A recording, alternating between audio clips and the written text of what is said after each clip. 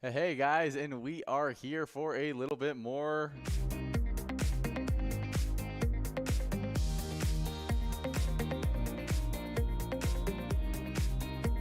Hey yo guys, and we are here for a little bit more of Vikings bingo. We had a little bit of technical difficulties during those few games, and we got our line prize already going out in this game right here. Oh, yeah, it's going out to No Show over at McPete's Sports Bar and Grill, taking home $8 on that line prize, getting us ready for that $8 large M. Yeah, as well as that $6,861 coverall prize.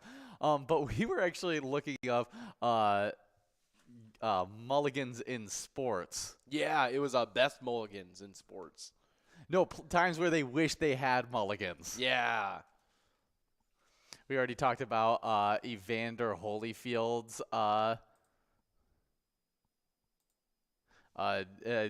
getting his ear bit off, and that Mike Tyson probably wished for a mulligan for that one. Yeah.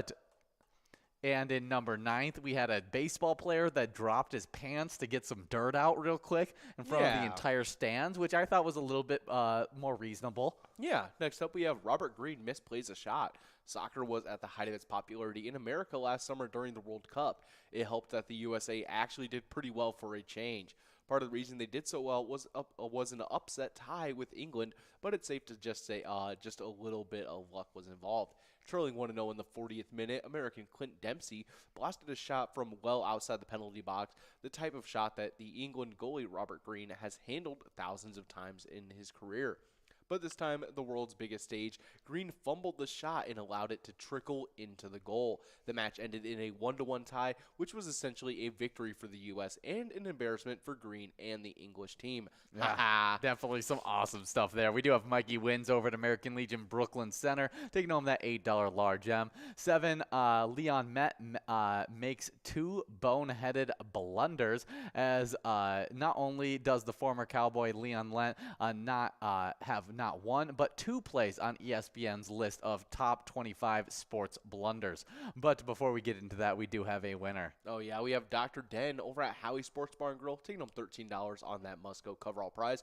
Good job to you, Dr. Den, Mikey Wins, and No Show, all taking home games on this game of Vikings bingo. Oh, yeah, well, his 2 different blunders, well, both of them made it into their top 3 spot for that. But the first mishap occurred in the Super Bowl in January 1993. Where he recovered a fumble on Buffalo's 45-yard line and ran it back towards the end zone. As Lent neared the pay dirt, he slowed down to savor it and held the ball out to celebrate. Unfortunately, he didn't see the Bills receiver who chased down the 350-pound Let from behind and knocked the ball out of his hands and went out of the end zone, resulting in a touchback. Crazy. And then the Cowboys still ended up winning that game, which is pretty funny. But the second one came in Thanksgiving against the Miami Dolphins when the Cowboys were up 14-13. When the Dolphins lined up for a 41-yard field goal that would give them the lead, the Cowboys blocked the kick in mid-fight and watched as the ball spun around on the icy surface. In an unfathomable case of deja vu, Lent unexpectedly tried to recover the ball, slipping on the ice, muffed the ball, and the Dolphins recovered, giving them another shot at the game-winning field goal. Yeah, and that time it went through, and the Cowboys lost. That is crazy.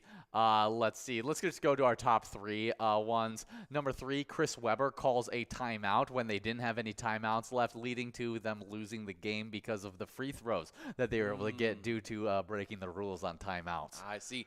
Next up, we have Jean Van de Velde, disaster on 18. Jean was a promising young French golfer who was having the tournament of his life at the British Open in Carnoustie in 1999. He had played for virtually error-free golf for the entire tournament and came into the par 4 final hole needing only a 6 to win the championship. Wow. Then the error started. You can watch the agonizing video, which has been replayed countless times when talking about all-time sports chokes, but the biggest mistake seems to have been going for green on his second shot instead of just laying up. He finished the hole with a 7, forcing the three-way playoff, which was won by Paul Lawrie. As you can imagine, Von's career never quite took off after the monumental collapse.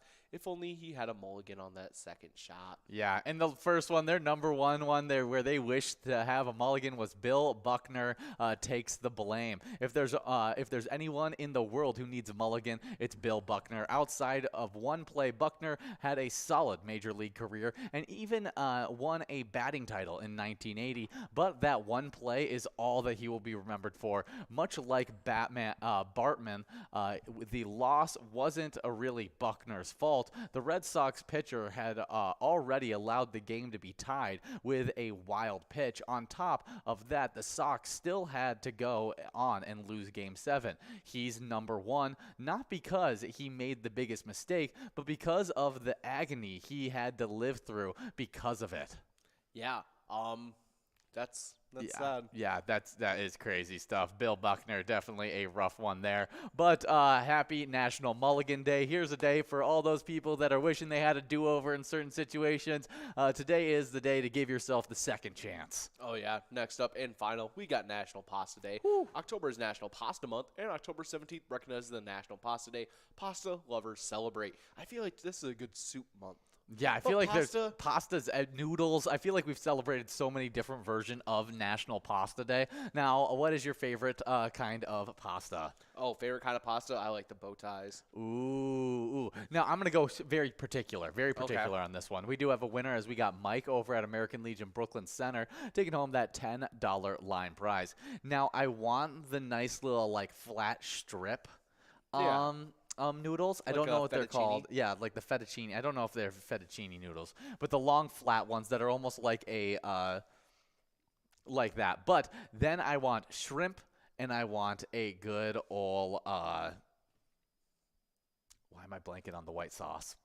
Oh, Alfredo? Alfredo. I want shrimp Alfredo with that fettuccine noodle. Yeah. That's my favorite kind of pasta. So just like a classic fettuccine Alfredo, but with shrimp. but with shrimp. Yeah, Got it. shrimp So is chicken, the particular. So shrimp fettuccine Alfredo. So you like that over chicken Alfredo? Over chicken Alfredo, yes. I'm a that's huge fan of a shrimp Alfredo. All right. That's fair. But we do still have balls dropping on this one. Did we talk about Mike getting the win? Yeah, we did. Oh, yeah. Well, now we're working on that $10 large gem as we got Mikey wins and Mike one ball away. We'll see if they can get the win. Over at the same spot. But what's your favorite meal, like for a pasta, like a fettuccine Alfredo or something like that? Oh, honestly, I might have to go with like the standard like spaghetti dinner. Like spaghetti with like some garlic bread. You got like homemade meatballs or something too.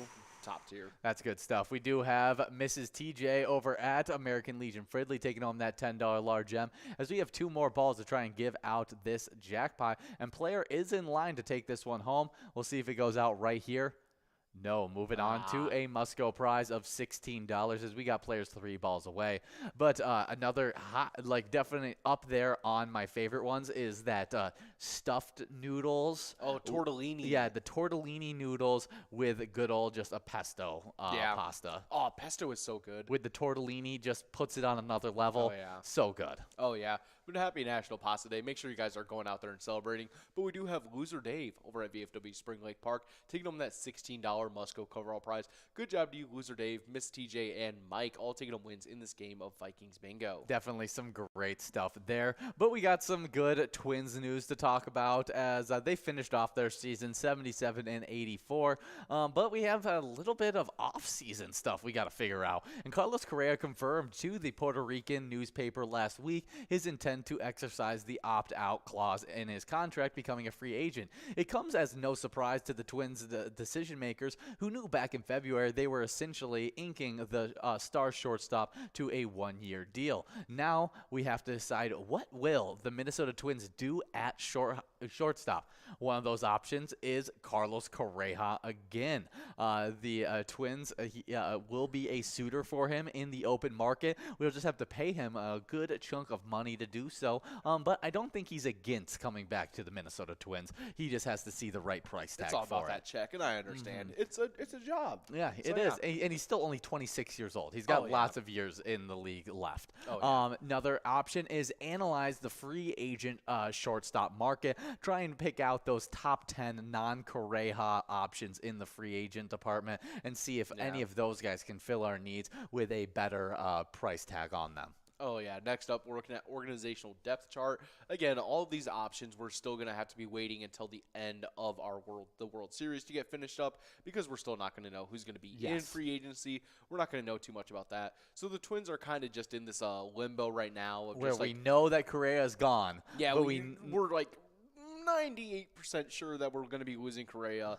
And so, maybe just like slightly looking around at what's out there. Yeah, seeing what can happen. If Correa is going to still be an option left on the board for this offseason, should be some really fun stuff. So stay up to date with our Minnesota Twins as well as playing the eTab game Twins Win. We love that eTab game as it's got even a home run derby bonus round where you can win some Grand Slam prizes. Oh, yeah. But another way to support our Twins is by playing our Twins Bingo, which we have one half of the year whenever we're not playing Vikings Bingo the other half of the year. And whatever you're playing, whether it's Vikings Bingo or Twins Bingo, you're earning points for our lunchtime standings, the Twiking Zone. And our player standings have been pretty crazy with a couple switch-ups happening here and there. Yeah, 10th place is T-Bone over at Poppers with 99,000 points, trying to get to that 100,000 point club.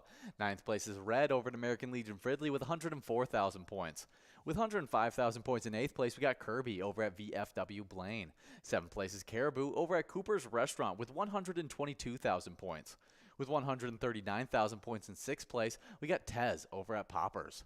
5th place, formerly in 4th, we got Loser Dave over at VFW Spring Lake Park with 198,000 points. We just saw him get a win, and he's trying to get into that 200,000 point club as the player who passed him up, moving from 5th into 4th, was able to get into that club with 202,000 points. And that player already got some wins today as well, and that's Simbob over at Corky's Bar South Haven. 2nd place, we get into a two-way tie. We've seen one of these players getting wins today, and that was the player moving from 3rd into that 2nd place tie, and that was Scrub-Eye at American Legion Fridley with 219,000 points. Same score as already in 2nd place, Nan at Corky's Bar South Haven.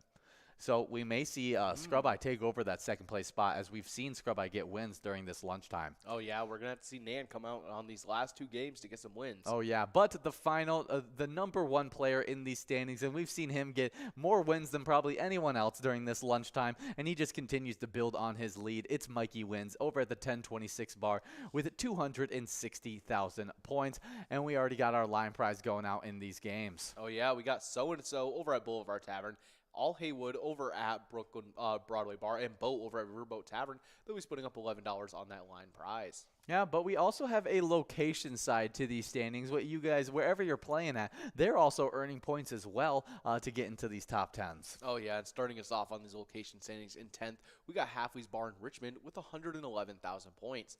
In 9th, previously in 8th, getting pushed back, we got Miniger Sports Hub in La Crescent with 123,000 points. In 8th place, previously in 7th, also getting pushed back, we got Steve-O's in Crystal with 132,000 points. In 7th place, previously in 9th, so far our largest riser in these standings, we got Carboni's Pizza CR Billiards in Coon Rapids with 138,000 points. In 6th place, starting off that 200,000 point club, it's our place on 3rd in Faribault with 242,000 points. With 245,000 points, only 3,000 points ahead, it's 5th place VFW Blaine. In 4th place, in a point club all of their own, it's Poppers in Virginia with 359,000 points. With 411,000 points in 3rd, we have Corky's Bar South Haven. In 2nd, we have American Legion Fridley with 471,000 points. And with a commanding lead in 1st place and with almost a 100,000 point lead, it's VFW Spring Lake Park with 568,000 points. Definitely great job to those locations and players.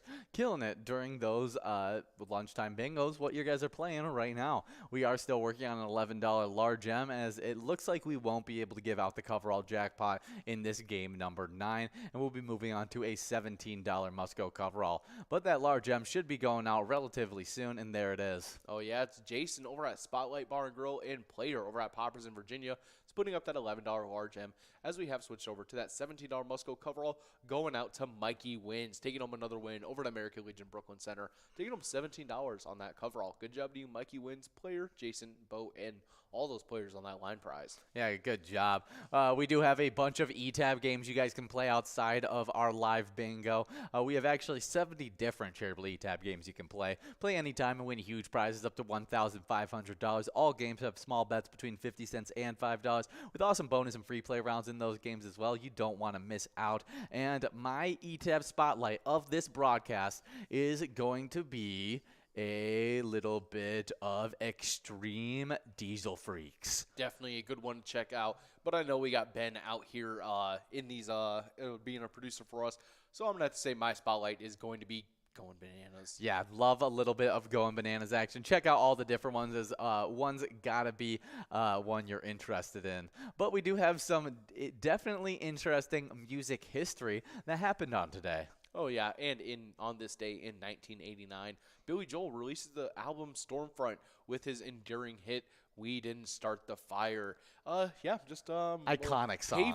Paving the way for The Office to then do Ryan Didn't Start the Fire. And Ryan didn't start the fire. Ryan started the fire. Ryan started the fire. Yeah. Yes. Classic. Oh, but I mean, this is one that I could listen to anytime. As soon as I read, there's certain phrases that, you know, they just get you right into a song. Oh, yeah. And We Didn't Start the Fire is one of those phrases that as soon as you say that, you just start going right into the next line. Oh, yeah, except for when it gets to, like, the actual part where it's, like, him, like, going through, like events and, like, people's names. Like, I can't keep up with that. No, I always forget when it goes where. I just remember occasionally when he goes to stop, I'll remember the last name that he says. Sometimes I can do it if I'm, like, singing along to the song. Maybe. Because then I'm like half like doing it on my own, half like just like guessing. Like I go off the first word he says and I'm like, oh, I know what he's saying next, like kind of thing. Yeah. Like, and usually I can put together like once I get into a rhythm of like the first one that he says, I know the rest of like the little like blurb that he goes through kind of thing. Oh, yeah, definitely a fun day on this day in 1989. But in 2006, Stevie Wonder receives a Lifetime Achievement Award from the National Civil Rights Museum in Memphis. Definitely an awesome achievement. And, yeah, Stevie Wonder, one of the greatest musicians out there. Yeah, I think really, really just talented guy. I don't believe it, but I love the theory that he's not actually blind. I love all those celebrities that are It's crazy because there's a ton of like celebrities a that are just like, group. They're adamant that they're like, Stevie can see. Stevie can see. Yeah, exactly. That's what they'll say. Well, they'll be like, I've seen him drive. Like, that's what they say. Like, Shaq said he took his new car. Yeah, and he was slowly driving past his house in his truck, just waving.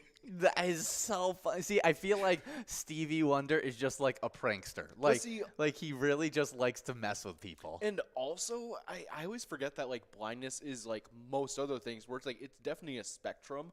Oh, so yes. He can like I haven't looked into like how like far blind Stevie is, but there's people who are like legally blind that can like see like shapes and outlines. They and could stuff see like a that. lot more than what you would expect when they say the word blind, because you just expect like blackness, like yeah. dark. No, they could see a majority of objects and different things like that. Yeah. Just can't read words and stuff. Yeah. Like they just no matter where you put the words next to them, they can't read it. Kind of thing. Like there's a lot of people that lie in that boat as well. So I don't know where he is in that kind of situation, but I love the whole theory that he's not. Either way, blind or not, musical genius. Oh, for sure. Yeah.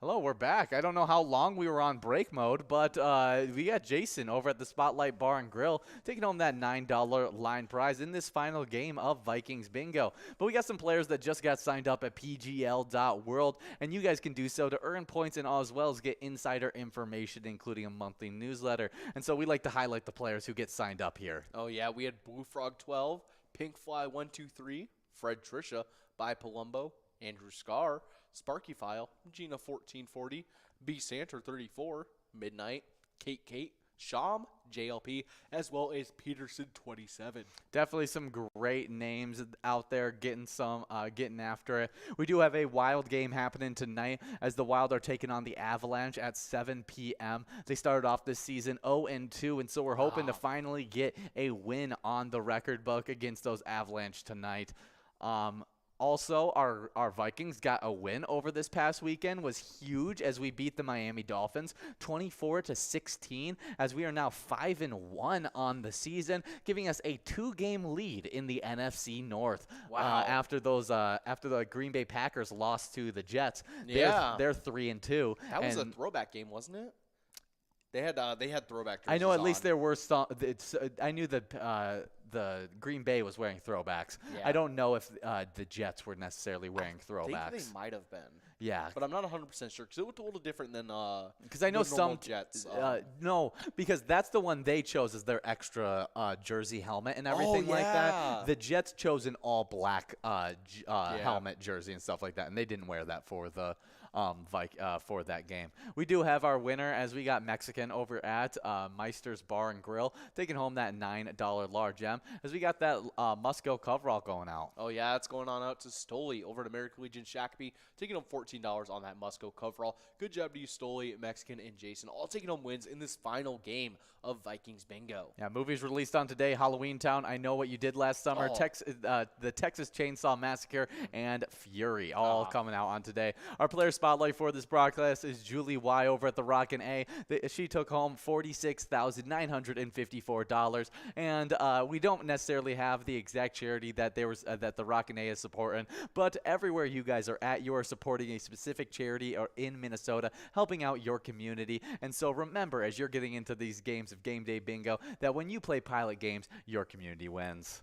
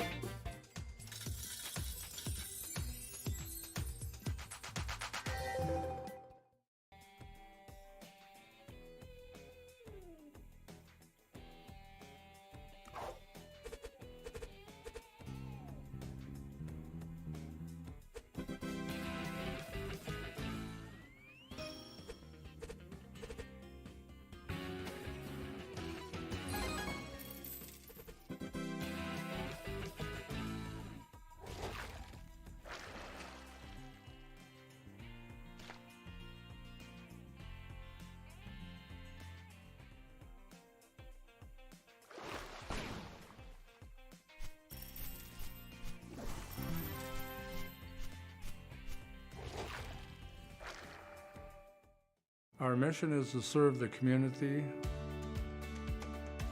Pilot Games has given us the opportunity to provide those resources and so forth that we need to our schools, to our fire department, to our library, to organizations that help the hungry. All of those are all made possible by the Pilot Games organization.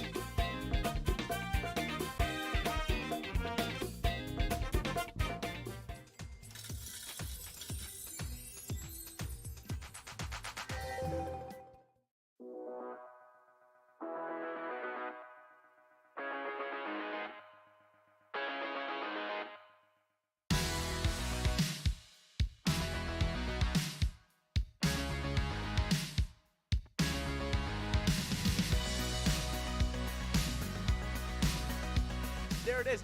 53 balls.